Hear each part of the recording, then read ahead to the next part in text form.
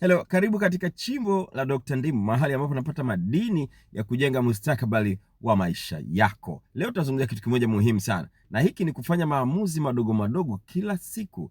Unajua, maisha hayajengwi na matukio makubwa yale machache ambayo yanakutokea katika maisha, ila maisha yanajengwa na maamuzi madogo madogo ambayo unayafanya kila siku. Mathalan, maamuzi ya kuamka asubuhi na mapema na kuianza siku yako, maamuzi ya kufanya mazoezi, maamuzi ya kusoma masuala mbalimbali ambayo yanakujenga na kusikiliza possibly na kuangalia kama hiki unachokifanya kwa sasa ambayo yanakujenga katika biashara, katika kazi, katika masomo, katika mahusiano, lakini zaidi katika imani yako wewe na Mungu wako wewe mwenyewe. Muona, watu wengi wanadhani kwamba wanatamani kuwa na matokeo makubwa sana, lakini wanasahau matokeo hayo makubwa katika maisha yanasababishwa na yale maamuzi na matendo yao yanayofanyika kila siku kwa udogo udogo.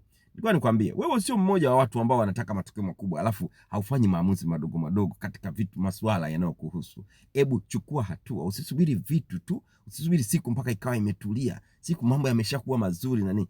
Anza hapo hapo, uendelee kufanya maamuzi madogo madogo yanayojenga. Unapofanya vitu vidogo vidogo kila siku, ndio vinavyokuja kukupa matokeo makubwa. Kama umeguswa na ujumbe huu, hebu like hiyo video, share na mtu ambaye unampenda kabisa na unamjali, lakini zaidi subscribe kwenye YouTube channel yetu.